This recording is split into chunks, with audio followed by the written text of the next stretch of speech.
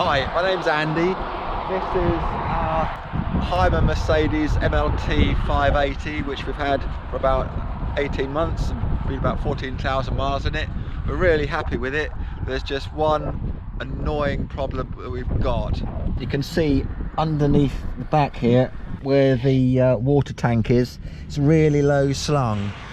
And we've caught it on the ground coming off of ferries, driving into little lay-bys, backing off of our driveway, and it's just going to get really smashed up if we carry on driving it like we do. When we bought this van, it was a compromise because we really had set our hearts on trying to buy a 580 4x4. Now the advantage of the 4x4, apart from the fact that it's got bigger engine and better traction, is the fact that it sits about 2 inches higher off the ground and you've got more ground clearance on rough terrain.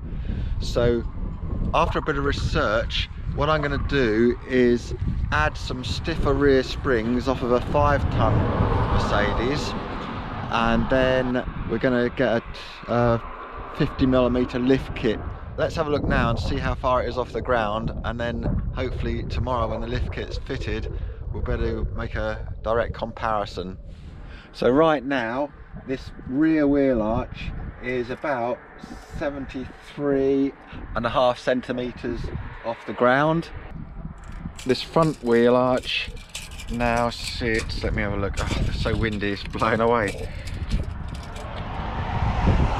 That is 83 centimeters off the ground. Obviously the most important thing is what's the clearance on this water tank at the back here, and at the moment that is a meager 23 centimeters. I've also thought of the various alternatives that we could do. One of them was add air suspension, and I like the idea of that. But on the other hand, I thought that the air suspension is going to replace the rear bump stops, and that mostly the vehicle will be riding on those bump stops with the air suspension pumped up and fully pressurized, and that could put extra stress on the chassis at a point where it's not really designed to take the stress all the time. And I have seen a couple of reports of people that have been on big overland trips on 4x4 sprinters who have had air suspension. They've been heavily laden, and I think that they've ended up cracking the chassis and had to have it welded up. So I want to avoid that. If we don't get enough lift and it still hits the ground regularly, the alternative is to put in some slightly bigger tyres. That'll raise it up a bit. And also then I would have to start thinking about going down the route of some adjustable air suspension at the back on this, but hopefully we'll get enough lift to avoid all that extra palaver. Let's see what happens tomorrow. Well, it's the next day now. Not all gone to plan, unfortunately. The steering column spacer rod connector thing is not quite fitting properly, so it's going to take another week for them to get that adjusted. But the good news is that everything's been raised up, so it's really looking a lot better now. I can't wait to come back next week and pick this up. So another week's gone by, but as promised, the garage have been in touch with me to say that they've done all the work on the motorhome, test driven it, and it's all okay. So it's now another 3-hour drive back in the courtesy car, so I can go and collect it and do the exciting pickup. So here we are at the big pickup, and I just wondered if Dale from WAS Auto Centre can tell us a little about what's actually been done here. So this photo here, this shows the rear gearbox mounting. This is the 50mm increased block depth with the additional bolts. That helps you keep everything in the same plane of travel.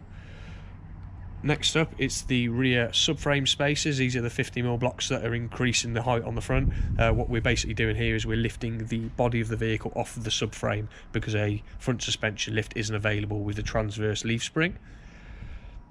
This is the stainless steel engine mount blocks. These again will give you an additional 50mm, so as you lift the body off the subframe you want the engine to stay in the same position in relation to the engine bay, and therefore keeping your fan and shroud correctly aligned. This is the opposite side.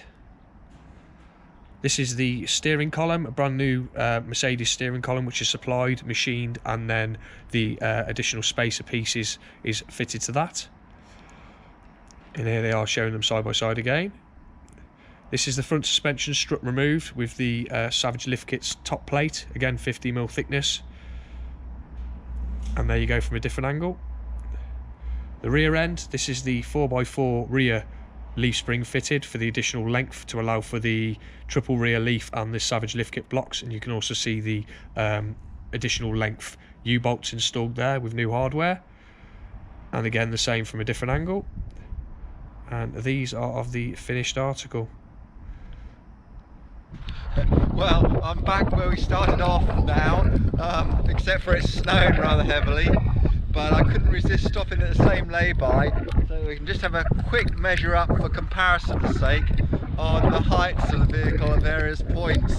I can do this really quickly before I get soaked through. This is the rear wheel arch, and that's about 80 centimetres or 31.5 inches high. On the front wheel arch here, it's now measuring about 34.5 inches or about 87 centimetres. Back here underneath, we're groveling around and it's just over a foot, about 31 centimetres off the ground at the back here. I'm quite pleased because the drive back here has been quite good. I've got no problem, the back suspension doesn't seem at all harsh. The vehicle's not even loaded up at the moment, so